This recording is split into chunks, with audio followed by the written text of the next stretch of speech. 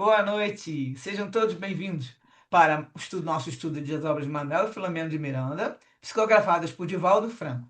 Nós estamos estudando a série sobre obsessão e vamos comentar sobre o sexto livro que se intitula Loucura e Obsessão. Nós somos um grupo de estudantes da doutrina espírita e do Evangelho e nos reunimos aqui para refletir juntos sobre os ensinamentos do livro.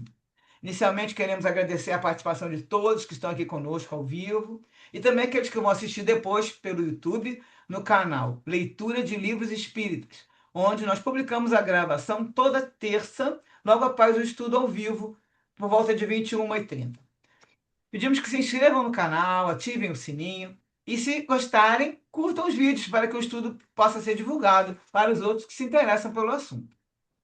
Peço agora que todos desliguem seus microfones para que possamos fazer a nossa oração para dar início à nossa tarefa de hoje. Vamos elevar nossos pensamentos na direção de nosso Pai Celeste e de nosso irmão maior, nosso Mestre Jesus, para pedir que a paz e o amor de Jesus estejam conosco. Senhor, rogamos seu amparo para os propósitos de bem servir. Reunimos aqui para mais um estudo e pedimos seu auxílio. Que o Senhor nos conduza na realização dessa tarefa e que possamos estar receptivos à inspiração dos teus mensageiros. Que os ensinamentos do livro possam iluminar nossos caminhos na jornada evolutiva, facilitando assim a nossa compreensão e a nossa caminhada. Pedimos, enfim, a sua proteção para a realização do nosso estudo. Que assim seja, graças a Deus. Então, gente, hoje a gente vai fazer o capítulo 22 praticamente inteiro. Eu acho que a gente não vai precisar de continuar ele. Eu acho que eu peguei todo o texto, porque realmente é um capítulo pequeno, são informações em geral. Então, não, eu botei o arquivo errado, peraí. Esse é o nosso anexo. É muita informação, assim, que dá para a gente fazer tranquilo, entendeu? Dá para estudar tranquilo, então não vai ter nenhum problema da gente fazer o capítulo inteiro hoje, tá? Que é o capítulo 22, chama Reflexões Salutares. Então aí o Miranda já começa falando que a vivência do conhecimento é de suma importância para a real aquisição dos valores iluminativos que enobrecem o espírito. Então a gente conhece, a gente sabe, mas o importante é vivenciar isso, né? Então, em razão disso, por mais respeitável que seja o teórico, os seus conceitos não experimentados na prática tornam-se adorno intelectual para a própria vaidade, sem que se revelem úteis para quem padeça urgente necessidade de recurso que solucione os desafios à frente. O universo de cada ser humano prossegue vasto, conduzindo cada qual à soma das experiências transatas que respondem pelos fenômenos e episódios atuais. A identificação das causas exige, além da habilidade do terapeuta, um seguro conhecimento da reencarnação, a fim de penetrar-se com equilíbrio neste cosmo e, sem violência, auxiliar o paciente a deslindar-se das constrições a que se encontra atado. Então, ele está querendo deixar claro aqui que é importante que o terapeuta esteja com esse conhecimento sobre a reencarnação, porque senão uma pessoa acaba não compreendendo muitas coisas que acontecem com o seu cliente, paciente, né? E aí ele continua. Ocorrências de hoje procedem dos fatores ocultos no ontem, que desencadearam as reações só agora aparecidas. Ansiedades e frustrações, afetos e animosidades, calma e pavor, confiança e suspeita, inquietação e segurança, que se manifestam no comportamento do indivíduo, têm a sua gênese, às vezes, na atual existência. Sem dúvida, todavia, na sua quase totalidade, são efeitos das ocorrências pretéritas, que o tempo arquivou na memória perispiritual, mas não consumiu. Então, as ocorrências pretéritas é que ele está querendo falar em relação a existências anteriores, porque tudo que a gente vai, tudo que acontece conosco agora são consequências de alguma ação que a gente fez para trás, no passado, lógico. Fizemos a ação e agora temos a ocorrência, a consequência. Só que aqui nesse caso ele fala que tem muitos efeitos de ocorrências que estão na memória perispiritual. Então seria uma desistência passada. No inconsciente é certo jazem muitos fatores que desencadeiam os episódios desconcertantes, decorrentes das vivências anteriores que o espírito conheceu e registrou na memória extracerebral. Na área moral, são idênticos os acontecimentos. Conforme a conduta numa fase, cada qual avança para os resultados que se manifestarão noutra. Ali, na mínima casa de caridade, lá onde está a Emericiana, né, que ele quer falar agora, renovávamos conceitos dantes não vivenciados, acompanhando vidas em estilamento que ressurgiam ao toque da palavra iluminada pelo amor de que a mentora se fazia instrumento. Conhecendo, por experiência pessoal, o açoite demorado da aflição, ela sabia a primeira providência antes do desespero, que essa primeira providência é a do socorro, que restaura o equilíbrio, para depois auxiliar na técnica de remover a causa danosa ou, pelo menos, enfrentá-la. Aí ele vai falar o que, que acontece quando as pessoas vão lá, né? Ele coloca temperamentos forjados na revolta, buscavam-lhe o recurso espiritual para revides e vinganças. Sentimentos destroçados recorriam-lhe à ajuda para aquisições atormentadas. Mentes desalinhadas pediam-lhe meios para cometimentos infelizes. Esperanças mortas chegavam-lhe desinteressadas pelo prosseguimento da vida. Gente que já estava, né, com a ideia de tirar a sua vida e tudo, que eram esperanças mortas. Né? Criminosos em potencial acercavam-se, aguardando estímulo para a ação covarde. E ela, a benfeitora, a todos atendia, confortando-os e encorajando-os para a luta, ministrando auxílio conforme a real necessidade de cada um, a sua capacidade pessoal de entendimento e de gestão emocional.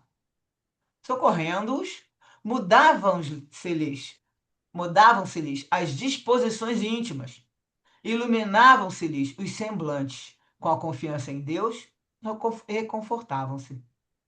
É certo que não resolvia os problemas apresentados, pois que eles são heranças pessoais, intransferíveis, sendo injusto e desaconselhável tentar fazê-lo.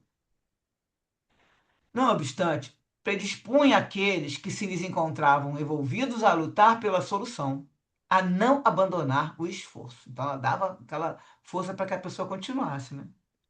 Falando-lhes o idioma do sofrimento, aplicava o que sabia na arte de ajudar, agindo, e desse modo ensinando como se deve fazer.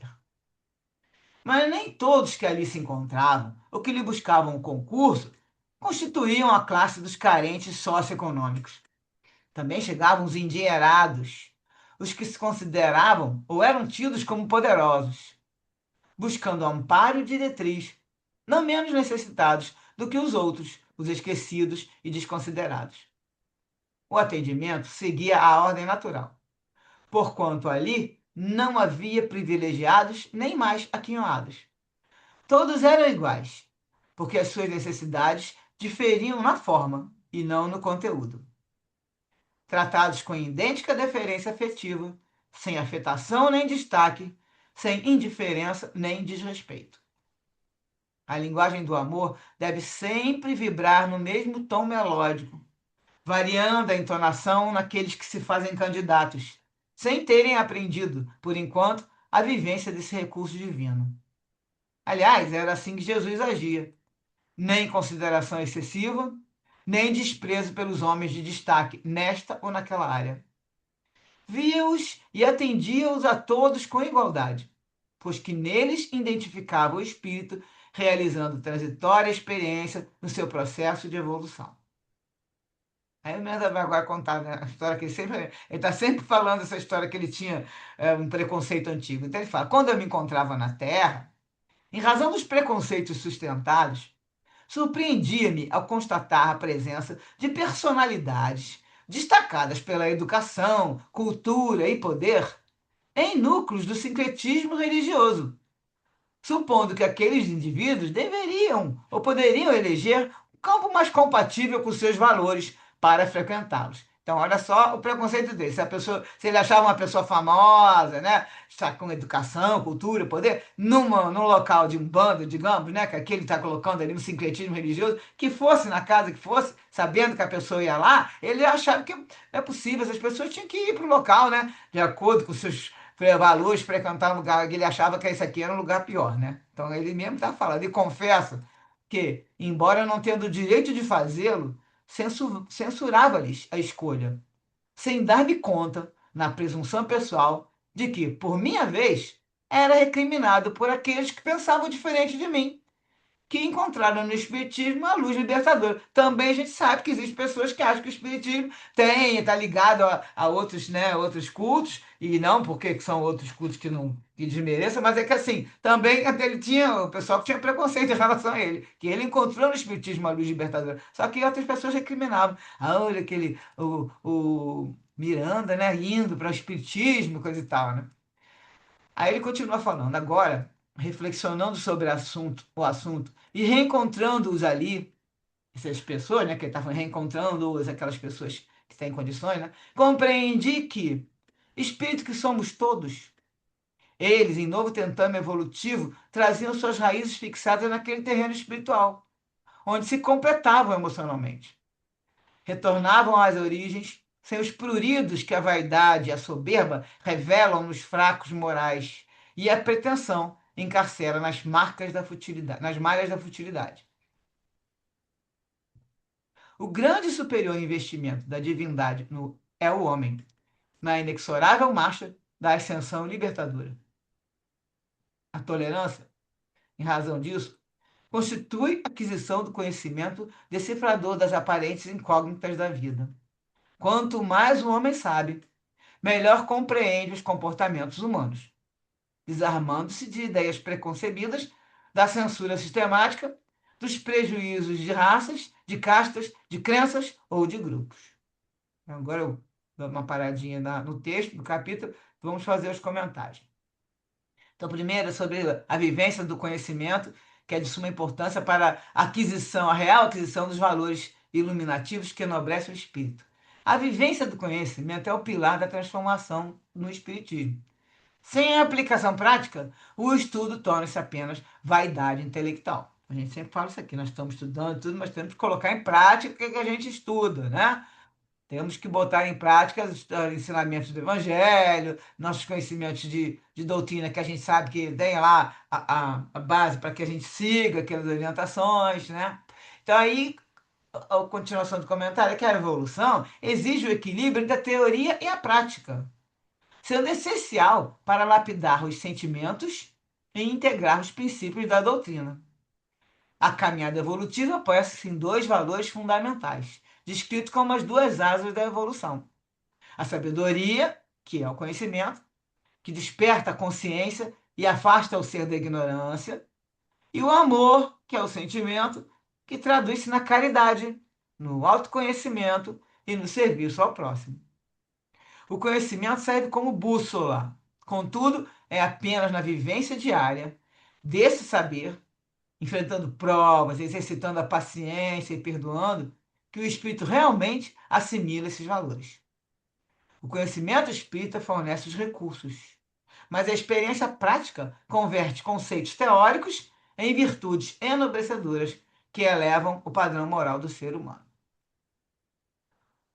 Agora, uma referência, tem o Livro dos Espíritos, porque aqui está falando sobre a história da gente, como a gente vai evoluir, né? E você tem que colocar em prática aqui, né? Na nossa vida, aqui na hora que a gente está reencarnado. Aí trouxeram a pergunta 230 do Livro dos Espíritos, que é sobre para saber se o espírito progride na erraticidade. Ou seja, quando nós estamos lá no plano espiritual, né? Se nós vamos progredir também, ou só quando está encarnado, quando está aqui na matéria. E a resposta dos espíritos é interessante, que eles falam: pode melhorar-se muito, tais sejam a vontade e o desejo que tenha de segui-lo. Consegui-lo. Então, se o espírito chega lá no plano espiritual e está lá estudando, trabalhando, tiver vontade de se melhorar, ele pode melhorar muito.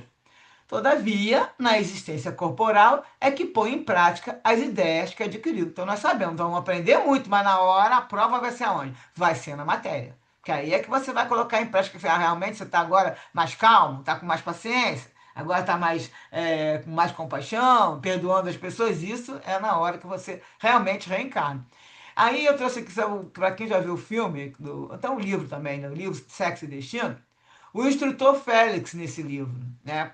que eu vou contar, na verdade, um spoiler, porque o que acontece? Esse instrutor, você vai lendo o livro e ele está lá junto com o André Luiz, fazendo acompanhamento dessa família que está ligada nessa história aqui de Sexo e Destino, que é uma história, são duas famílias entrelaçadas aí, e ele está lá o tempo todo acompanhando, para lá e para cá, e o André Luiz fica, nossa, que ele está interessado, né, na vida dessas pessoas, coisa e tal, e ele é um instrutor, ele é um benfeitor, que quando vai chegando mais para metade, para o final do livro, na segunda parte, ele vai andando lá no plano espiritual e André Luiz Coelho, diz que as pessoas vão chegando, tem gente que fica assim, né, uma senhora lá que até se ajoelhar quando ele passou, porque ele lá no plano espiritual já, ele tá como coloca aqui, é um benfeitor espiritual de grande evolução e profunda sabedoria. E isso ele lá no plano espiritual. Mas só que acontece que no final do livro, no final do filme também, a gente vai ver que o Félix, ele é na história que está acontecendo, ele era para estar junto com essas famílias, só que ele ainda não reencarnou, ele vai reencarnar. Porque lá no passado, em 1800 e pouquinho, lá, né, no começo de 1800 e pouco, ele foi a pessoa que começou a prejudicar todo aquele grupo ali. Ele foi uma pessoa causador de intrigas, causou problemas e desvirtuou umas pessoas. E aí o que acontece? Todo o grupo reencarnou e ele continuou trabalhando, estudando no plano espiritual. Se tornou um benfeitor, passaram-se. Aí não mostra quantos anos, mas a gente deve fazer a conta, a gente acaba chegando lá, mas, tipo, pelo menos uns 80 a 100 anos, pelo menos isso, porque é 1830 e trinta e pouco, ainda vai, por aí, 100 anos. E ele não reencarnou junto com o grupo que estava naquele momento. Ele vai reencarnar sim, mas ele agora vem, ele viria como filho de uma pessoa que no livro acaba morrendo, e eles têm que fazer o remanejamento da programação da outra vez reencarnatória, para que ele venha como filho da outra mulher, e no caso ele vem como neto da pessoa que ele prejudicou. E ele vai conseguir reencarnar como neto, mas são um caminhozinho que mudou um pouco, para ver como é que nós temos nosso livre-arbítrio modifica. Só que o que eu quero trazer aqui é isso aqui, que ele se melhorou muito no plano espiritual. E isso é uma coisa que muita gente esquece. Fala, ah, não, mas a pessoa só evolui aqui. Não, você evolui no plano espiritual, mas só que você vai colocar em prova quando reencarnar. Então você pode ficar uma pessoa muito. Nesse livro mesmo, no começo do livro, o pai da mulher que está morrendo lá, ele começa o livro contando que ele já tinha socado a cara do genro, ele está desencarnado. E ele pegou o genro, que está traindo a filha dele, no caso, né? E ele foi lá e socou a cara do genro um monte de vezes. E ele já está no plano espiritual há mais de 20 anos, trabalhando lá, tá uma pessoa calma e se descontrolou. Então é isso. Não? E ele nem tinha reencarnado. Você também vai passar um tempo, você tem como comprovar. Então a pessoa também, o espírito também progride no plano espiritual, na realidade, entre uma reencarnação e outra. E eu trouxe um pedacinho do livro que a gente já estudou, Tramas do Destino, do Miranda Condivaldo. No capítulo 12 vai trazer umas coisas sobre esse assunto de hoje que é interessante também. É Miranda que está falando, eu acredito que eu nem vi lá se é o benfeitor do o Bezerra, mas eu acho que a Miranda ele vai falar. As provações em qualquer circunstância, constituem aprendizado valioso e desconto de títulos em débito. Então, nós estamos passando para aprovação, vamos ter dois, né? Vamos já estar diminuindo nossas dívidas e estamos aprendendo. Sempre bênçãos. As provações não podem ser tomadas à conta de punição ou experimentação divina para testar a frágil resistência humana. Então a gente costuma falar, né? Ah, está testando minha paciência. Não, não acontece isso. Deus não vai testar a paciência de ninguém. A prova é para a gente mesmo perceber se a gente agora está mais evoluída naquele tema, naquela situação, porque não é Deus que está testando ninguém, tá? Então por isso que aqui não é punição e nem experimentação divina. Do mesmo modo, desde que ninguém jornadeia à mercê do acaso, nada acontece por acaso, sujeito a ocorrências de dor e sombra, sem que as mereça, então, todo mundo que está sujeito a ocorrência de dor e sombra está passando por aquilo porque precisa. Fácil compreender-se que os credenciados pelo esforço pessoal ao serviço edificante recolhem maior cota de ajuda. Então, quem está se esforçando para fazer o bem, para trabalhar o serviço edificante, como fala aqui, investindo ali, essas pessoas recolhem maior cota de ajuda, conforme o ensino evangélico de que mais recebe aquele que mais dá. Naturalmente, os benfeitores espirituais, interessados na ascensão dos seus tutelados, não os deixam à própria sorte. Ninguém está à própria sorte, tá? Mesmo você estando ali, porque se você está se empenhando, você está se esforçando, vai ter uma cota de ajuda maior. Mas aqueles que não estão, eles não estão abandonados. Eles vão seguir o caminho deles de acordo com o ritmo deles. Não querem ficar agora estacionados, eles é que vão arcar com a consequência depois, vão demorar muito mais para evoluir. Então ele continua falando dos benfeitores. Enquanto eles sabem que toda aflição bem recebida produz conquista de relevo para quem a aceita de bom grado, ou seja, a pessoa vai evoluir mais, eles reconhecem que a dor defluente da obra do amor propicia maior soma de aquisições, impulsionando com facilidade a sublimação dos propósitos e a liberação do passado. Então, vai ajudar, inclusive, a purificar a pessoa, a liberação do passado, impulsiona você para sublimar cada vez mais. Esses abnegados mensageiros, eles fazem várias coisas. Aí eu separei aqui para a gente ficar mais fácil de relacionar. Eles encorajam os que com eles sintonizam, resguardam-nos do mal, induzem-nos à perseverança no trabalho da autoiluminação, sustentam-nos a fé, promovem encontros circunstanciais edificantes. Aquele negócio que a gente pensa que é por acaso, vai acontecer algumas coisas, porque nós estamos ali, né? Estamos sintonizados aqui, ó, somos sintonizados com nossos mentores, e daí vai ser muito mais fácil a gente conseguir captar as boas, né? Boas inspirações. Conduzem-nos a esferas de luz e a escolas de sabedoria quando ocorre o desprendimento parcial pelo sono, lembrando que a gente sempre deve fazer uma oração antes de dormir, pedindo para ser levado para locais de estudo, para o trabalho, enquanto o nosso corpo está descansando. Então, são eles que nos conduzem. Dão informações preciosas, irrigam a mente que se torna fértil de ideias elevadas e produzem euforia interior.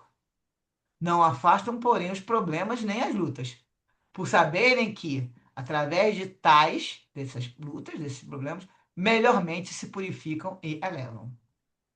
Então, aí isso aí é um pedacinho do livro que a gente leu, que é o livro Tramas do Destino, foi no capítulo 12. Agora que, sobre o pedacinho que fala assim, nesse texto. Ocorrências de hoje procedem dos fatores ocultos no ontem, que desencadearam as reações só agora aparecidas. Eu trouxe aqui novamente o textinho que a gente já viu, que Mateus, no capítulo 16, versículo 27, fala, né?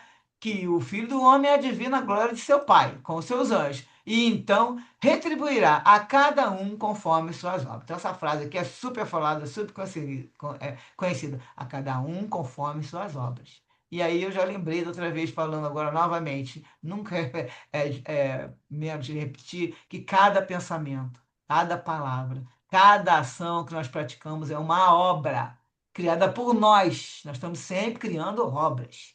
Cada obra é uma semeadura. Aí vamos para outro versículo aí que é: a semeadura é livre, porém a colheita é obrigatória. Foi visto isso em Paulo, na carta aos Gálatas, capítulo 6, versículo 7. Não vos enganeis, de Deus não se zomba, pois aquilo que o homem semear, isso também se fará. Então, cada atuação equivocada, nossa, fica gravada no nosso perispírito e cria consequência para o futuro. Então, nós sabemos que o espírito cria o seu próprio futuro através do livre-arbítrio. E se a justiça de Deus é perfeita e imutável, aí a lei divina diz que a cada um conforme sua obra, suas obras, e que nós não vamos colher a semeadura do outro, nossa felicidade só depende de nós. Vou passar para mais um textinho aqui que eu botei até errado outra vez um pouquinho, antes da Ivone Pereira, para fechar esse assunto aí sobre essas histórias, essas consequências da nossa vida. Porque a gente sempre vai falando, ah, e aí a coisa da outra existência, e aí a maioria, né, vai sempre falando isso, mas só que a Ivone, que no livro A Luz do Consolador, capítulo Tormentos Voluntários, esse texto aqui eu resumi um pouquinho, da Ivone Pereira falando que os acontecimentos diários da vida, quase sempre dramáticos, costumam oferecer lições de alto valor educativo ao observador. Algumas pessoas creem que, ao nascer, o homem traz consigo irremediável destino, cercado pela fatalidade, de molde a desafiar possibilidades de superação. Se, porém, observarmos com atenção a nossa própria vida e a vida do nosso próximo, compreenderemos que assim não é, que muitas dores e situações difíceis poderão ser evitadas no trajeto da nossa condição terrena, se agirmos criteriosamente em torno de nós mesmos. Então, tá dando a entender que prestar atenção, porque a gente acaba fazendo coisas aqui nessa existência que vão dar as consequências que nós estamos achando que é coisa de outra existência. Allan Kardec e seus colaboradores, assim como os instrutores espirituais que nos honram com suas lições, são unânimos em nos advertir que são mais numerosos os sofrimentos que procuramos por nossa livre e espontânea vontade na própria existência atual do que aqueles que realmente constituem expiações de vidas anteriores. Vale então recordar o critério exposto por Allan Kardec no capítulo 5 do Evangelho segundo o Espiritismo. Aí traz um trechinho. Remontando-se à origem dos males terrestres, reconhecerá que muitos são consequência natural do caráter e do proceder dos que os suportam. Quantos homens caem por sua própria culpa? Quantos são vítimas de sua imprevidência, seu orgulho, de sua ambição? Por fraqueza ou indiferença, deixaram que se desenvolvessem os germes do orgulho, do egoísmo e da tola vaidade, que produzem a secura do coração. Depois, mais tarde, quando colhem o que semearam, admiram-se e se afligem da falta de deferência com que são tratados e da ingratidão deles. Interroguem friamente suas consciências, todos os que são feridos no coração pelas vicissitudes e decepções da vida. Remontem passo a passo a origem dos males que os torturam e verifiquem se, as mais das vezes, não poderão dizer: se eu houvesse feito ou deixado de fazer tal coisa, não estaria em semelhante condição. Tais considerações, aí a Vânia agora vai contar uma história, assaltaram nosso raciocínio diante de um fato doloroso que chegou ao nosso conhecimento e que perfeitamente se encaixa na tese em apreço.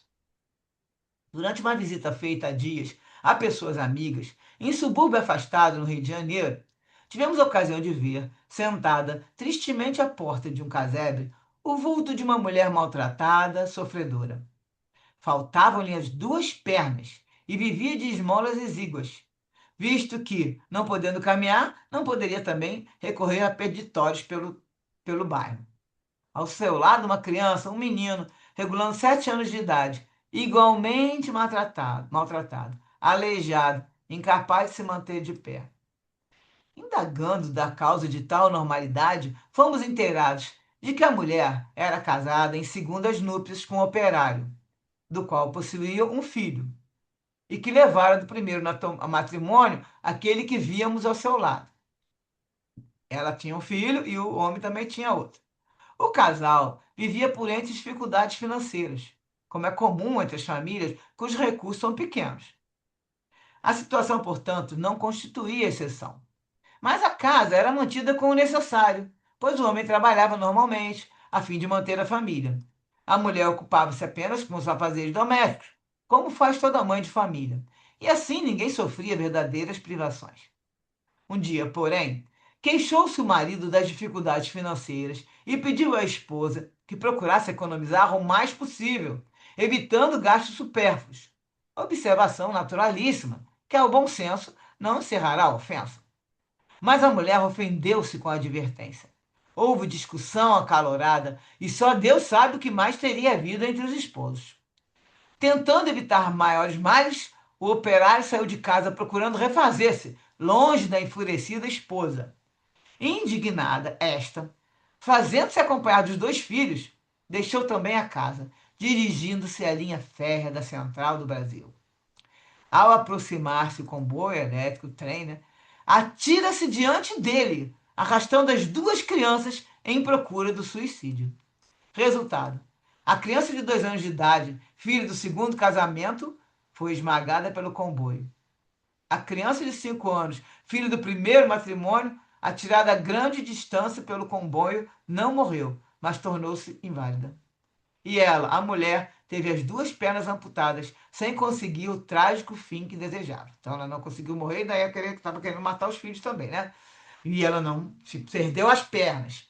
Quanto ao marido, revoltado ante o acontecimento, não podendo ou não querendo reconciliar-se com a mulher criminosa que levara à morte o filho que era dele, abandonou-a irremediavelmente, nunca mais dando notícias suas. E o saldo do terrível gesto de cólera e impaciência aí está. A grave responsabilidade da morte do filho pequenino e da invalidez do outro. A sua invalidez e todos os agravos dolorosos daí derivados para si mesma e para o filho, inclusive o remorso do próprio crime perante as leis de Deus. O suicídio não é uma lei, assim como não o são a revolta, a cólera, a impaciência. Essa mulher, portanto, não trouxe de vidas passadas, ao reencarnar, seu trágico destino. Trouxera, sim, a prova da paciência e da resignação na pobreza. O seu lamentável destino foi, portanto, criação dela, falindo no testemunho que deveria dar. Tão grande acervo de desgraças poderia ser evitado se a infeliz criatura cumprisse melhor o seu dever de esposa e de mãe e respeitasse a própria crença em Deus. Bastaria uma prece do coração ou um apelo à razão para que tudo fosse evitado. Os tormentos que presentemente sofre e os que sofrerá futuramente ao desencarnar, consequentes do mesmo fato, representam o efeito da sua própria vontade, ou seja, os tormentos voluntários de que nos fala o Evangelho segundo o Espiritismo. Então, aqui agora a gente dá uma paradinha, porque depois a gente volta para o final do capítulo. Então, o que vocês acharam dessa historinha aí, do resto do capítulo?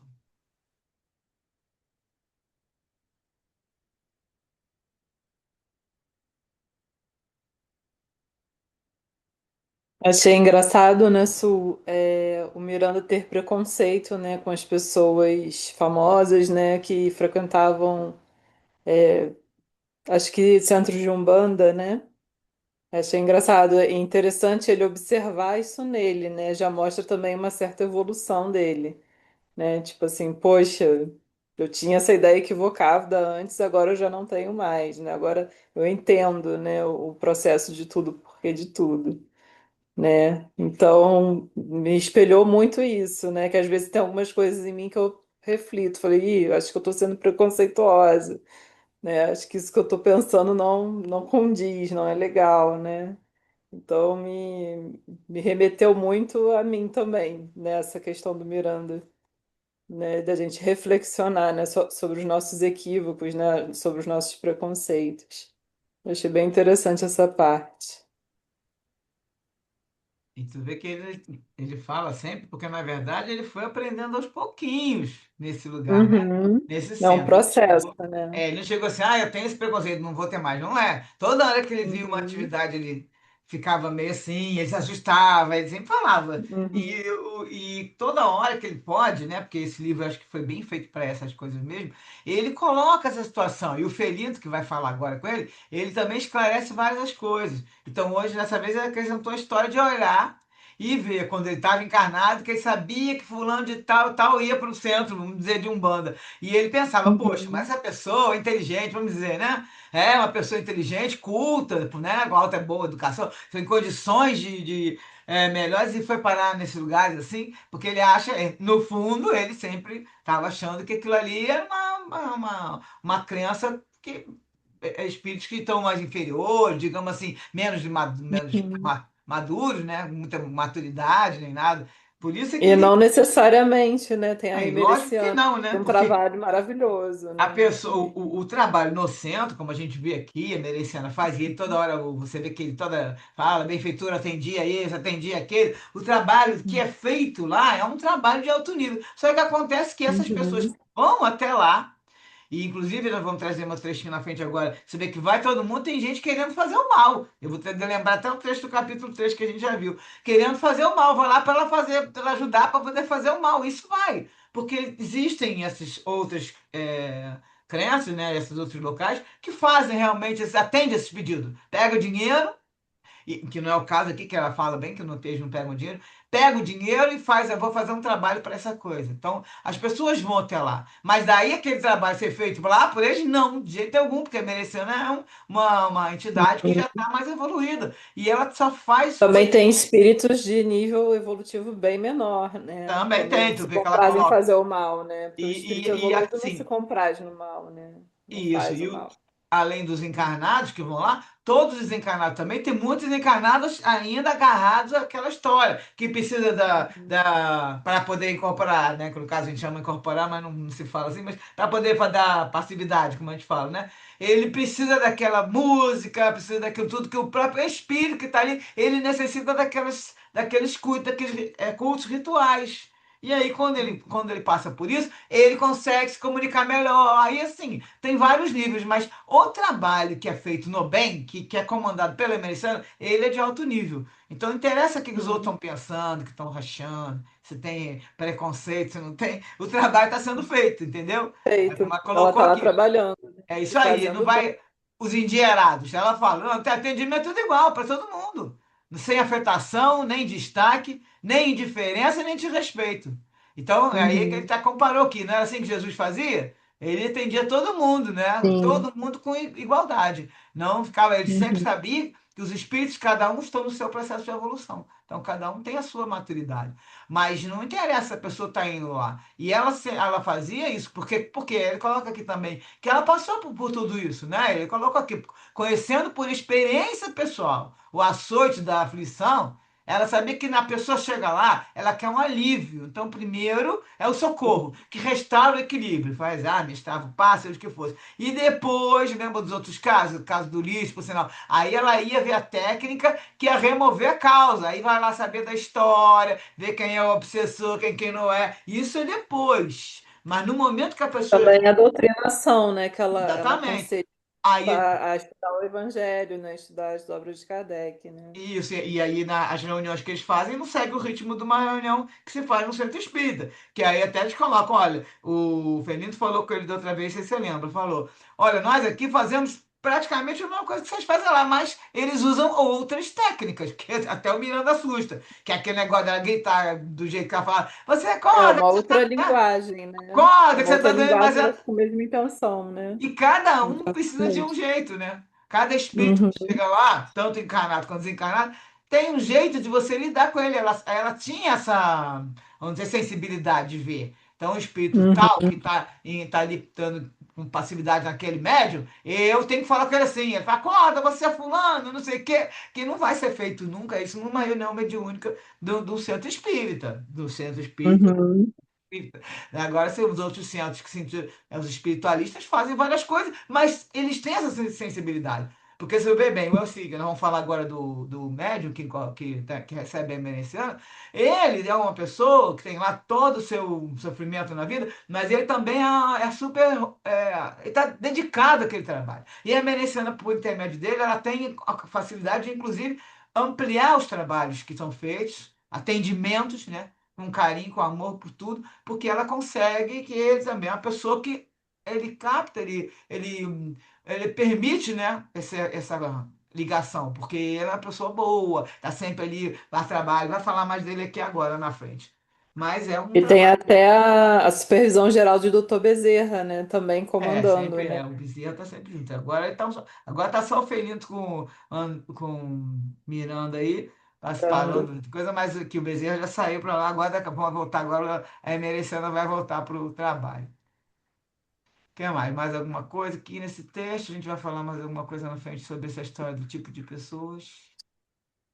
Então, vamos continuar o texto, que depois a gente comenta mais. Vamos lá.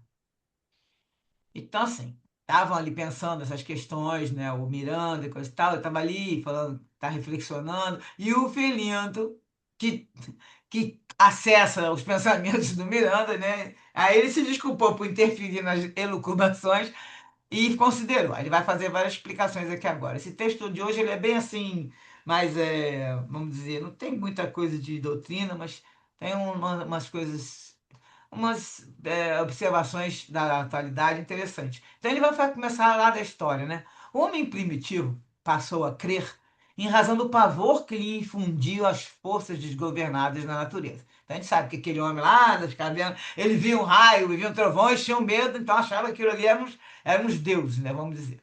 Avançando lentamente, alcançou a fase litolátrica. Lito é de pedra, tá? Então, o que que é? É o culto, essa fase aí é o culto ou adoração religiosa, prestada a pedras e rochas, porque tinha umas formações rochosas que eram consideradas moradas de divindades, ou símbolos de força vital e estabilidade. Então, ele fala que ele alcançou desde a fase litolática, que ficava culto até para as pedras, abrindo espaço mental, através do tempo, para chegar à consciência cósmica, defrontando e vivendo uma fé racional, ampla e universal. Onde eu falei que é o litolática. Aí o Miranda começa a falar, não, o Verino vai falar, recordo-me de que no período anterior aos descobrimentos marítimos, o tema universal tinha sua abrangência restrita à área mediterrânea, onde permaneciam a cultura e a civilização conhecidas. A pessoa não tinha noção do que era o mundo, né? Os descobrimentos marítimos que vão mostrar para aqueles que vão navegar que existe outro lado, que a Terra não era quadrada, não era reta, plana, e aí vão aparecer as outras ideias. Mas então, a pessoa achava que era só aquela área ali, mediterrânea. Logo depois foi ampliado o conceito. E hoje, saindo dos limites terrestres, é realmente galáctico. Hoje a gente já tem o conhecimento do universo, dos vários universos que existem, né, do multiverso, que então virou galáctico. Ora, esse avanço não se deu de um para outro momento, senão através dos milênios.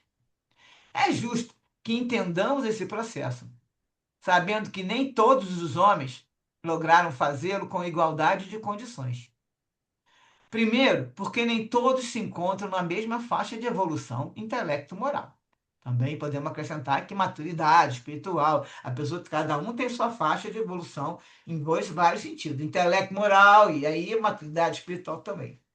E segundo, porque as marchas e contramarchas do progresso individual respondem pelos que avançam e por aqueles outros que retardam o passo. Então, quem quer avançar, querendo avançar mais, vai, se liga, faz todas aquelas, né? A gente já tem o roteiro lá, todas as atitudes que são para a gente conseguir melhorar, evoluir mais rápido, e os outros que querem retardar o passo, querem ficar estacionando, aí a pessoa tem a sua opção, é o livre-arbítrio.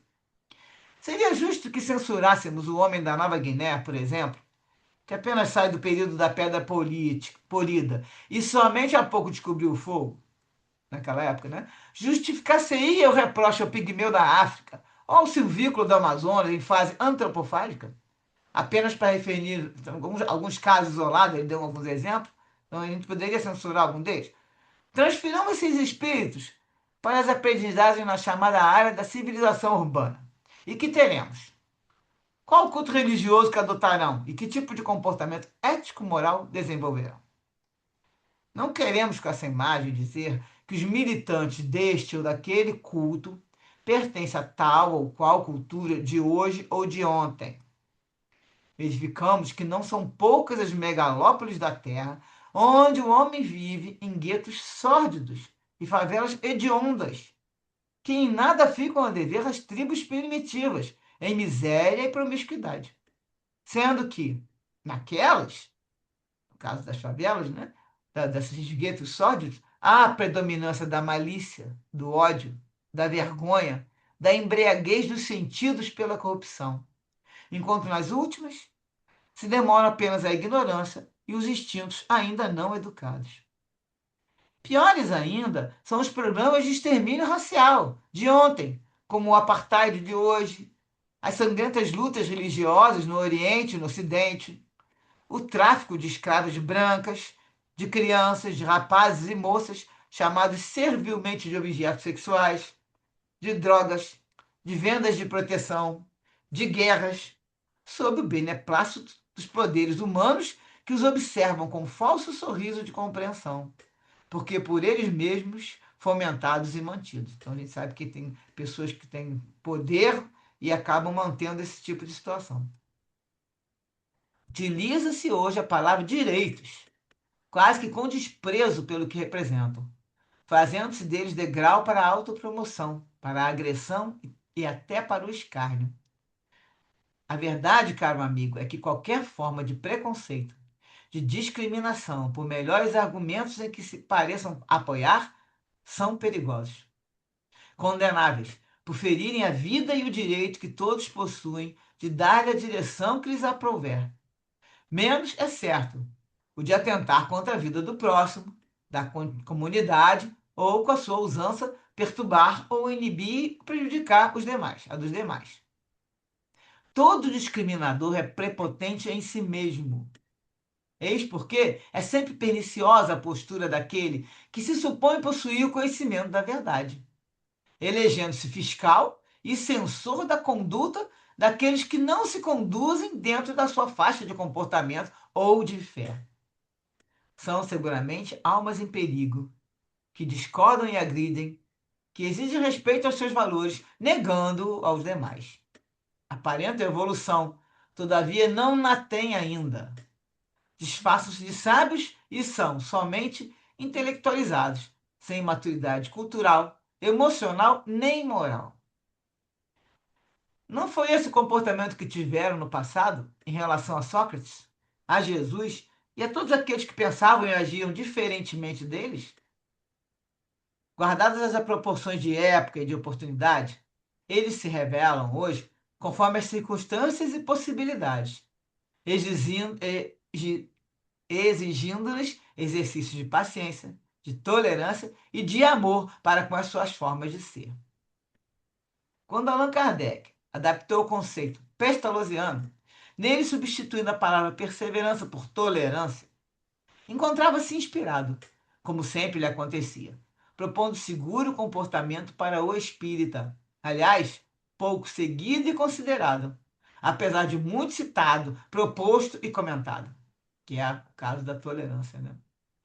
Enquanto os intransigentes e ortodoxos de todo tipo condenam, censuram e exigem, os que confiam e amam trabalham, ajudam e edificam um homem integral para um futuro feliz e uma sociedade melhor.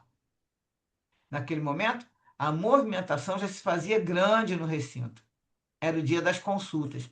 E pessoas de várias procedências chegavam, ansiosas, mantendo-se expectantes, conduzindo suas penas e torpezas, suas necessidades reais e imaginárias que apresentariam à abnegada instrutora espiritual. Quando Antenor chegou, a Miranda está falando, né? Pude perceber-lhe pela primeira vez a preocupação estampada na face, sem revolta ou enfado. Renunciando às chamadas comodidades da vida, apesar da sua profissão cansativa e mal remunerada, estava sempre jovial e disposto ao serviço. Percebendo-me a muda interrogação, o gentil Felinto esclareceu. O devotado médium, sem qualquer regime de exceção, experimenta apuro financeiro, acrescido da enfermidade da esposa, que ficou febril no lar, enquanto ele veio para o socorro aos semelhantes. Então você vê que ele vai lá, não faltou, foi, mesmo com a esposa doente e ele lá com problemas, né, financeiros, preocupado e tudo, ele foi trabalhar para fazer, dar o socorro aos semelhantes. E aí o Felindo continua falando, mediunidade sem sacrifício e ministério do bem sem renúncia são adornos da vaidade ou atividade desportiva na área da fé espírita.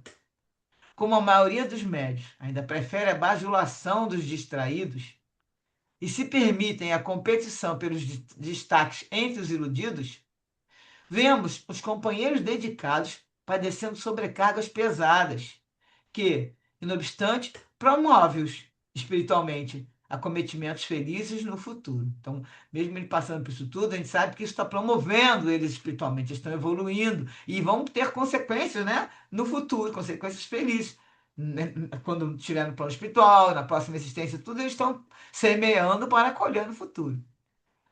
A mediunidade, conforme sabemos, exige exercício disciplinado, sintonia com as esferas superiores, meditação constante, isto é, vida íntima ativa e bem direcionada, ao lado do conhecimento do seu mecanismo e estrutura, de modo a tornar-se faculdade superior da e para a vida. Quem, portanto, se candidate ao seu ministério, disponha-se previamente aos sacrifícios e aos silêncios homéricos ante os acusadores gratuitos e adversários espontâneos, que, além dos inimigos do bem, são os invejosos, os competidores malogrados e os censuradores habituais. Então a gente já sabe que vai ter o sacrifício e ter que ficar calado em relação, quando receber qualquer essas críticas, porque vai acontecer, não adianta, né? Então, aí ele alerta aqui que o médium mesmo ele sabe que ele vai passar por isso. O tempo que seria gasto na defesa deverá ser aplicado na perseverança do trabalho e na autoiluminação. Então, não perder tempo se defendendo, se explicando para os outros, falando, a pessoa começar a questionar o trabalho, né, que a pessoa faça, seja na mediunidade, seja o que for, não perder tempo na defesa. Tem que usar esse tempo para a perseverança do trabalho e na própria autoiluminação, compreendendo e desculpando seus opositores, sabendo que tal lhe acontece. Por quê? Além de ser devedor, que acontece para você isso, além de você ser devedor, necessita desses estímulos, sem os quais talvez parasse a meio do caminho. Então a gente tem que ter, né, que fala das provações, aquilo que vai nos cutucando para você ir cada vez mais evoluir e subindo, né, e tentando fazer a sua evolução. O caro antenor, que não mede sacrifícios para servir, confia e, graças ao espírito de doação, não permanece esquecido. Hoje mesmo, aí o Finito está falando com Miranda, né? Hoje mesmo a mentora deixará a prescrição de produto caseiro para a sua esposa doente, com que se refará, inspirando alguém que lhe trará trabalho, com o qual resolverá a premência financeira. Então, eles já estão providenciando ajuda. Aí o Miranda fala que eles viram que o médium entrar na singela câmara de atendimento e o acompanharam, foram atrás dele. Sinceramente comovido, ele estava para ajudar, mesmo necessitando de auxílio. Estava para consolar, apesar de estar chorando interiormente. Quantos indivíduos que, por motivos fúteis, deixam de cumprir os deveres assumidos? No campo da mediunidade espírita, quantos trabalhadores que se omitem, que desertam ou que faltam a dever sob pretextos irrelevantes. E não são poucos os adeptos que desanimam ante os resultados mediúnicos, que lhes parecem tardar, sem que o esforço contínuo lhes assinale o espírito de serviço ou a dedicação lhes caracterize a atividade. Mergulhando na prece, o médium, com palavras singelas, não articuladas, exorou o socorro divino para a esposa, para os consolentes e para si mesmo.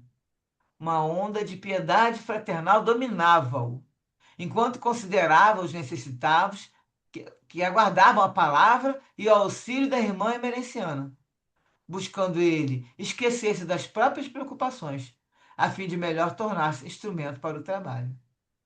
As lágrimas lhe chegaram, espontâneas, do sentimento aos olhos, coroando-lhe a honestidade da rogativa, que de pronto foi atendida. Porquanto, a dedicada irmã Anita, acompanhada pela mentora, adentrou-se no recinto. E, após saudar-nos, ambos aplicaram-lhe energias de reconforto moral e ânimo renovado. Anita foi encaminhada ao lar para assistir a enferma, a mulher do Antenor, enquanto a benfeitora, controlando-lhe a faculdade, dispôs-se à psicofonia socorrista. No salão contíguo iniciava-se o ritual, mas o ministério de amor e caridade abria-se em favor dos infelizes, diminuindo os quadros das psicopatologias e as estatísticas da delinquência e do suicídio.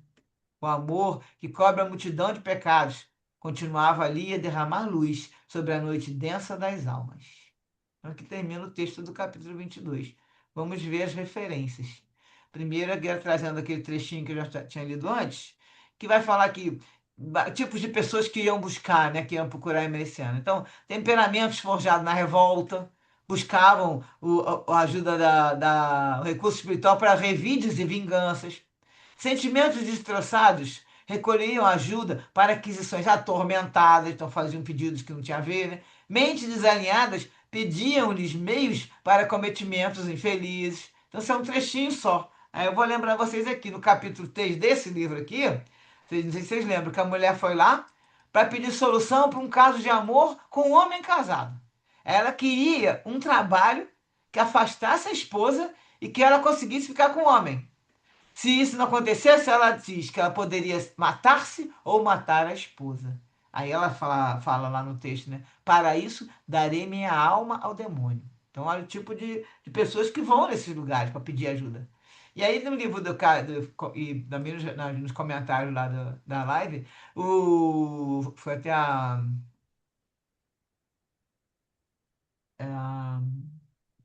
Tô esquecendo quem é que fez esse comentário. Ela traz aqui o livro dos Espíritos, porque vai falar da história dos pactos. Ela fala, eu vou dar minha alma ao demônio, né? E aí comentou desse pedacinho no livro dos Espíritos, a pergunta sobre pactos, pergunta 549. Aí é o Lália que estava fazendo o comentário. 549. Haverá algo de verdade nos pactos com os maus espíritos? E a resposta, não. Não há pactos. Os espíritos vão explicar. Há, porém, naturezas mais que simpatizam com os maus espíritos. Aquele que intenta praticar uma ação má, pelo simples fato de alimentar essa intenção, chama em seu auxílio os maus espíritos, tá? E olha a sintonia. Você joga o pensamento querendo fazer a maldade, você vai fazer o quê? Vai atrair os espíritos que têm essa mesma sintonia, que também querem fazer a maldade, para ficar juntinho de você, pensando, e aí vão começar a te influenciar os pensamentos. E e aí ela coloca aqui, chama esses espíritos, aos quais a pessoa fica então obrigada a servir. Porque dele também precisam esses espíritos para o mal que querem fazer. Então vai virar uma simbiose ali, né? A pessoa quer fazer a maldade, atrai o mau espírito precisa dela para fazer a maldade, né? Contra as outras pessoas, que aí às vezes quer atingir uma pessoa, pega essas aí que já estão pensando nisso, e aí os espíritos falam, nisto apenas é que consiste o pacto, que é um pacto quase que de sintonia, né? O pacto, no sentido vulgar do termo, é uma alegoria representativa da simpatia existente entre o indivíduo de natureza má e os espíritos malfazejos. E o último referência que colocou aqui foi sobre a pergunta 793 do Livro dos Espíritos. Por que ele está falando lá sobre, né, o Filipe veio falando da civilização, coisa e tal, né? A sequência da evolução. Aí Kardec pergunta por que indícios, quais os indícios, né? Se pode reconhecer uma civilização completa. E aí os espíritos dizem, reconhecê-la-eis pelo desenvolvimento moral. Credes que estáis muito adiantados, porque tendes feito grandes descobertas e obtido maravilhosas invenções? Porque vos alojais e vestis melhor do que os selvagens? Todavia, não tereis verdadeiramente o direito de dizer-vos civilizados, senão quando de vossa sociedade houverdes banido os vícios que a desonram, e quando viverdes como irmãos, praticando a caridade cristã. Só para aí a gente vê que nem a gente está vivendo na civilização, né? Porque continua o pessoal com os vícios e ninguém está pensando em viver como irmão, praticando a caridade cristã, né? Estão todos ali, ninguém lembra que é irmão um do outro, né?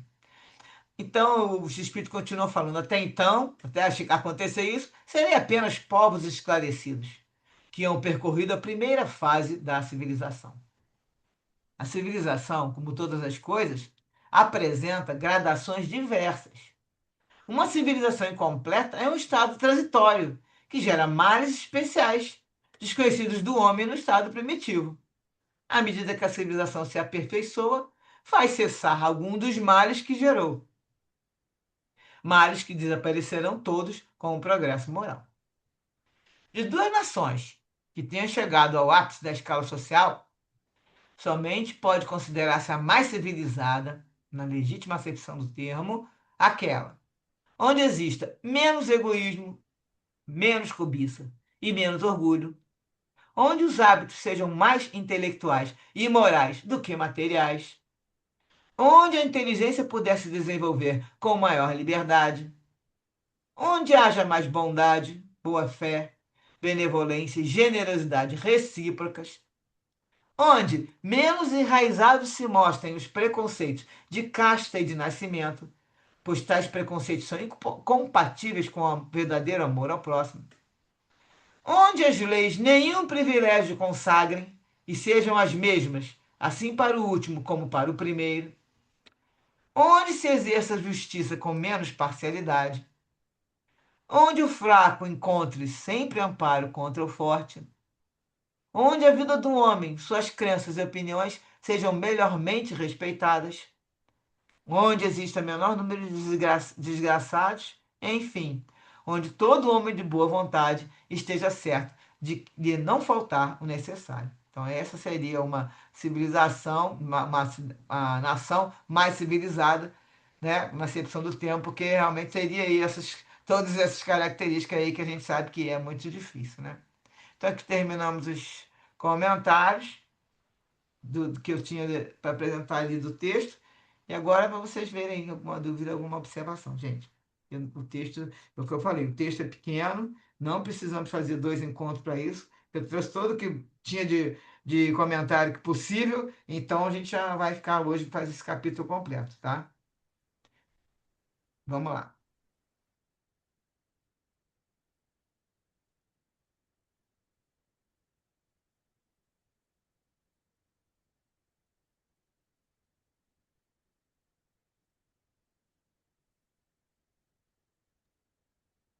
Achei interessante no texto, né, Su, que se dizem, né, inferiores, né, os espíritos que se encontram ainda, né, no estado selvagem de, como posso dizer, o caso dos indígenas, por exemplo, né? E na verdade, né, o homem se dito civilizado, né, comete mais erros, mais atrocidades do que eles, né?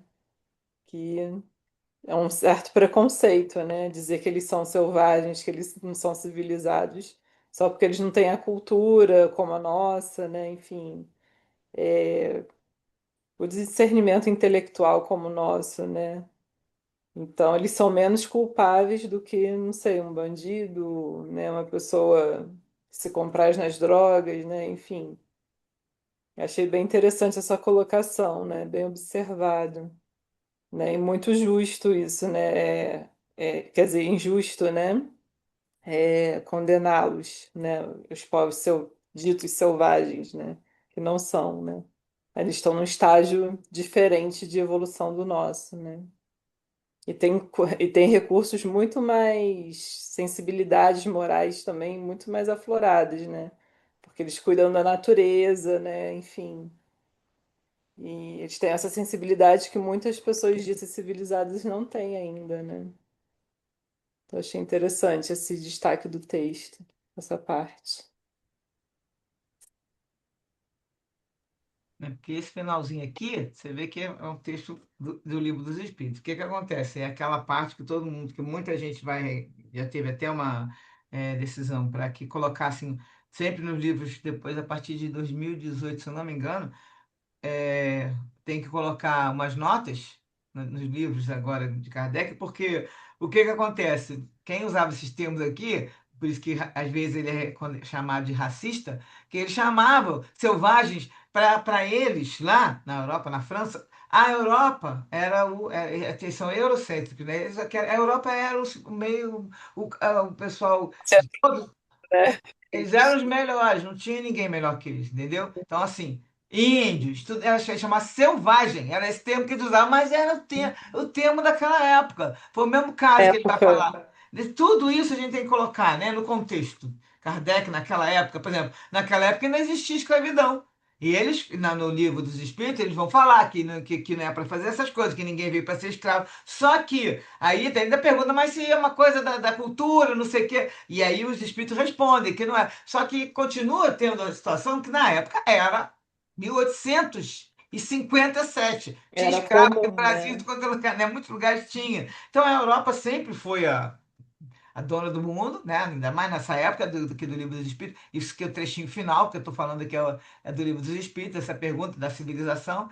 E aí ele vai mostrar que as pessoas. Que aí sempre, porque na verdade, se a pessoa lê e com contexto, ela vê que Kardec não tem nada de preconceituoso, nem de racista, né? Que nem existia nesse termo racista, seja lá o que for. Não tinha preconceito algum. E justamente a doutrina vai colocar, deixar isso bem claro. Só que os termos que ele vai usando, aí é aquele negócio, como tem hoje em dia, um monte de gente que fala. para a minha geração, por exemplo, que tem vários termos que a gente usa. Olha, não pode falar mais índio, tem que falar indígena. E a gente tem isso desde criança. Vamos mudar esses termos, que se fosse antes agora um E pouco. nem quando Kardec bota, né, cretinos e idiotas para se referir a pessoas especiais, né? Sim, que era Porque o nome da naquela doença. época falava, Não, é, era o se nome da falava assim. doença. A doença era cretinismo Ah, sim, e idiotismo. São dois nomes de idiotia. doença. Aham, Não era uhum. jeito de falar, não. Era doença chamava desses dois nomes. Então, quem sofria de cretinismo e idiotismo era o cretino e o idiota. Aí, o que que foi? Virou um termo para as pessoas, né? Virou uma gíria, vamos dizer. E hoje em dia não é mais por causa da doença, porque ninguém mais fala que vai usar deficiência mental, sei lá o que que eles vão usar hoje em dia, porque também tem que tomar cuidado com todos esses termos. Mas, de São qualquer muitos maneira, termos. é o que eu estava falando. Se eu, por exemplo, se eu escrevesse um livro há uns 20 anos atrás e fosse escrever colocando, não sei o quê, como tem milhares de livros, até pouco tempo as crianças aprendiam ainda. O Uhum. índio, não sei o quê, não pode botar índio, gente, não é índio. Isso é uma. Outro dia eu recebi uma mensagem que é um termo, inclusive, um termo que vai insultar os indígenas. Falei, de onde que tiraram isso? A gente não sabia, ninguém falou isso pra gente. A minha geração não aprendeu assim. Os livros todos eram o índio, isso, dia do índio, tinha até o dia do índio. Não é, mas agora deve Eu ter já- indígena. Então, Uhum. aí com isso, o vocabulário que se falava naquela época era um. Então, Kardec não tinha esse preconceito, tanto que ele vem buscando, ele vai perguntando e as respostas vão clareando. Mas foi com todas essas denúncias aí, foi depois feito um acordo lá, acho que foi na Bahia, de colocar um TAC, né, que é o termo de ajustamento de conduta, e todas as edições a partir de uma certa data, que eu acho que é 2018, tiveram que trazer uma nota quando faz essa palavra. O selvagem, começa aí. Selvagem, aí embaixo escreve. Na época, aí vai esclarecer porque o termo selvagem, entendeu? Então, assim, essas Aham. coisas foram modificando.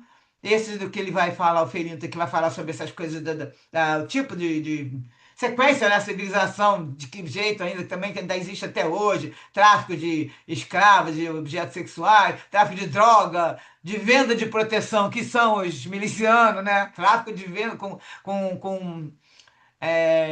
ele fala com umas lutas da turma da venda de proteção. Isso é miliciano. De guerra, como até hoje. Então, tá falando que a civilização, ela tem lá sua evolução, mas também ainda tem muita coisa hoje que é que coloca que qualquer forma de preconceito, de discriminação, por melhor argumento que você se apoie, eles são perigosos, condenáveis, porque Uhum. ferem a vida e o direito que todos possuem de dar a direção que é para eu faço o que eu quero, dar a direção na minha vida, é o livre-arbítrio. Lógico que é isso sem atentar contra a vida do próximo, sem contra a vida, contra a comunidade e sem eu perturbar ou prejudicar qualquer pessoa, entendeu?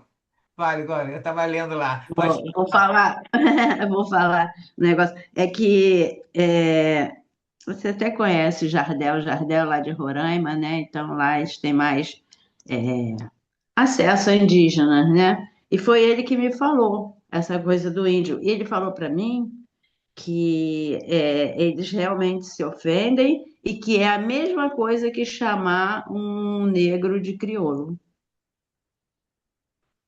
Agora você. Nunca mais eu esqueci isso. Não, Mas eu bem gosto daquela música da Baby Consuelo, né? Todo dia é dia de índio. Aquela música é ah, muito legal. Mas não Eu pode acho que mais, né? remete ao colonialismo, né? Então, acho não tem natural lá. ele se, Tem uma tradução que é né, ofensiva. Eu tá no Vocês Instagram. sabiam que, que negros escravos não podiam usar sapatos? Eu tinha escutado, Fiquei tinha isso também. chocada. Eu é. estudei isso Fiquei em chocada. história. Diz que eles viviam descalço, que você vê Hã? que nego tem sapato, né? Tá tudo descalço, Eles realmente. não usavam, eles não, escravizados, né? Eles não É, podiam usar sapatos. Achavam, né, que eles não tinham alma, gente. Nossa, exatamente. imagina. A mulher também não Que tinha não alma. eram pessoas, Kardec né? vai perguntar, gente. Eu acho que Kardec pergunta também do negro, né? Mas vai perguntar em relação a isso. Para saber como é que as coisas eram e as perguntas foram feitas É, para esclarecer. Mas esse tipo de coisa pois que a gente é. fala, mas a civilização e o mundo está perdido, está piorando. Não, não está piorando. A gente sabe que não está. Na época de Kardec Então, melhorou muito. não, tinha, Nossa, melhorou. escravidão, era comum, era normal você comprar uns escravinhos aí para Pois trabalhar com é. você. Né? Hoje em dia não passa na cabeça de ninguém. As leis vieram É modificar. Passa, inadmissível, né? passa sim, Passar até passa vai passar, mas sim. a pessoa tem que estar E bem muita perturbada, gente né? faz aqui no Brasil. Não, Muita, Ainda tem quando já não pegaram escravidão, né? várias Trabalho vezes escravo. esse, congressistas, não pegaram congressistas lá em fazendas de congressista, gente escravizada? mas assim não é como era Tem antigamente, que era, mesmo. antigamente fazia Mas eu parte. acho que agora é qualquer cor, entendeu? Qualquer cor.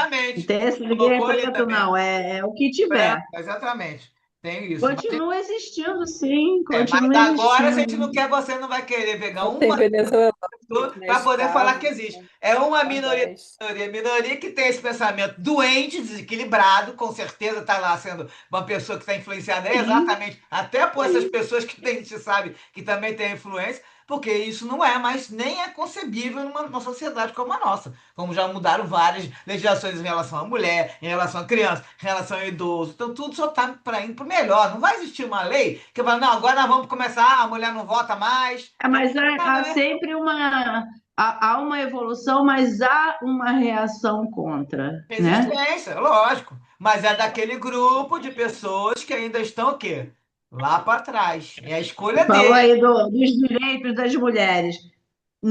Eu acho, eu não sei, não tenho estatística, nunca procurei, mas eu acredito que nunca se matou tantas mulheres como matam hoje em dia, entendeu? Eu acho que isso é uma resistência, Mas isso entendeu? também é muito, Teve, fala muito, mas ninguém nunca contou antes. Agora começaram a contar justamente por causa É das isso que eu leis. estou falando, mas Aí eles também estão aumentando porque começaram a perceber, porque não tinha nem a lei para isso. Tu podia matar pela honra, pela sua honra, era fazer é. parte da lei, então não tem, você não vai saber, isso aí não tem como falar. A partir daqui a alguns anos a gente pode até falar, pegar o índice de agora e naquela época matava mais que agora, não, porque não tem como contar. Isso aí não tem como, porque não existia. Inclusive era absolvido o homem que matava pela sua a honra dele, né, que a a mulher honra, né? e aí não pode falar, se a gente for contar assim, né? Mas esse tipo de pensamento, você fala, não vai ter como voltar para trás. Uma meia dúzia de maluco vai continuar e ainda vai fazer pior, como tem. Mas A resistência a a qualquer resistência. mudança, E né? hoje em dia a gente tem que Você lembrar. vê, a gente só pôde votar a partir de 1932 Então, aqui, tu ou seja, vê, muito recente, ó, mais muito que recente. recente. Então, e a gente tem que ver isso, porque realmente essa situação, a gente parar para pensar, não tem como, por exemplo, ninguém mais vai aceitar essas voltas com esses malucos que querem fazer essas coisas no poder, seja lá o que for, vai ter a resistência da grande maioria. A grande maioria não aceita. Mas tem uma minoria que vai continuar, que eles querem fazer aquilo, inclusive muitos influenciados pelos aqueles nossos irmãos desequilibrados que querem destruir Uhum. evolução, progresso, coisa e tal. Mas não tem como, porque isso não tem como segurar, né? Jesus está aqui tomando conta da galera 4 E bilhões. acredito, né, Su?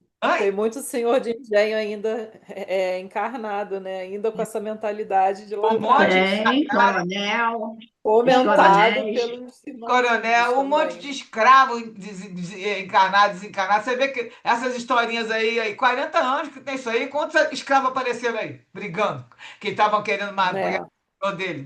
E essas histórias a gente vê que também é aquela coisa que até o Elahá fala muito, Jorge Elahá, ele fala, você vem numa vida numa coisa, daqui a pouco você volta na outra. Então vem num time, volta no outro Hum, time, aí a pessoa passa pelo, sendo o senhor de escravo, daqui a pouco ela vem como escravo naquela época, né? E aí depois você volta, você vai fazer a maldade, você fica naquela, não consegue sair desse pensamento. é. A pessoa que quer fazer, eu Fica quero, na monoideia, né? né? Como Na fala aqui, tem um monoideia. momento fala aqui que eu acho que eu sou certo, né? Eu sou é prepotente, a pessoa com orgulho, com vaidade, eu sou eu que sei a verdade e é daquele jeito. Então é isso aí, a gente está, nossa parte a gente já está fazendo, tentando vamos dizer, aumentar o nosso conhecimento para que a gente entenda quais são os caminhos, a sequência do que a gente já aprendeu dentro da doutrina e com o Evangelho de Jesus. Isso aí não tem erro, a gente fala toda hora Uhum. aqui. E aí, o que que a gente pode fazer? Ajudar a divulgar né, esses conceitos, esclarecer quando pode. Teve o programa, eu não botei não, porque teve o programa ontem do Sem Censura, e o tema era espírita. Não sei se você. E, Eu vi grande parte. então você vendo Eu ali não vi. a quantidade de. Na verdade, ninguém ali era espírita que estudava, porque saiu cada palavra, cada conceito nada a ver, e as pessoas misturam tudo, E aí teve o cara que Mas escreveu o você livro. é muito exigente, Não, Su. não dá para a Você pessoa estuda muito, está misturando. ficando muito Você exigente. sai dali, não aprendeu nada de doutrina espírita. Você só aprendeu uma coisa: que a vida continua, que o seu ente amado está ali, continua te amando. A mensagem foi ótima, linda e maravilhosa. Mas nem o Ah, cara. mas ali não era um estudo. Mas eles se perguntavam e os outros respondiam. E respondiam nada a ver. Teve uma hora que falou que ia incorporar.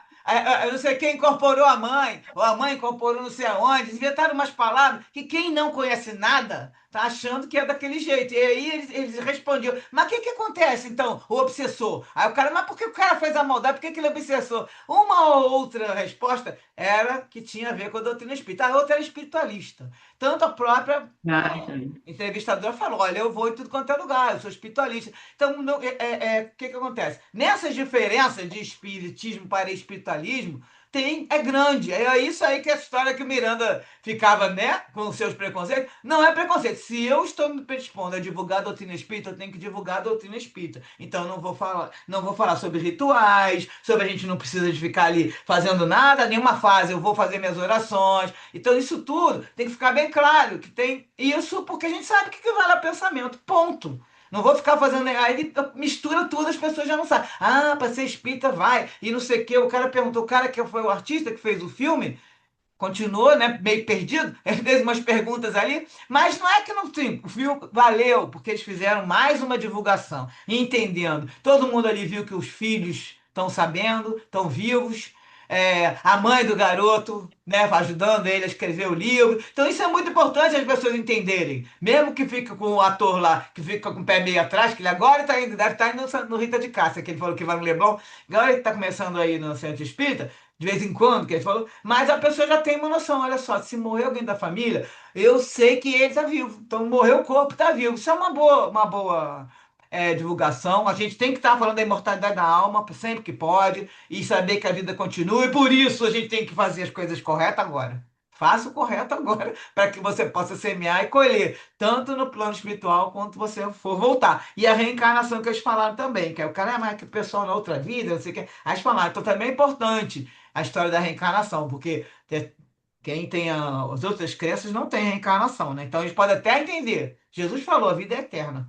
Entender que a pessoa morre aqui e a alma continua. Porque quem acredita, quem é da parte espiritual, acredita em espírito, entende que o espírito existe, né? Que a alma continua. Mas só que acreditar na reencarnação já é outra linha, tem que estar estudando, entendendo. Então, assim, foi bom o programa para isso? Foi. Mas aí o título tinha que ser espiritualismo, não ser espírita. ah, é verdade. Aí que aí você leva toda a parte espiritualista, você pode. Não, e o pessoal chega e fala, de vez em quando eu coloco isso alguma coisa que eu assisto no YouTube, né? Kardecismo. Gente, É, isso não também existe. falo. Mas as pessoas não entendem, não, entendem, não.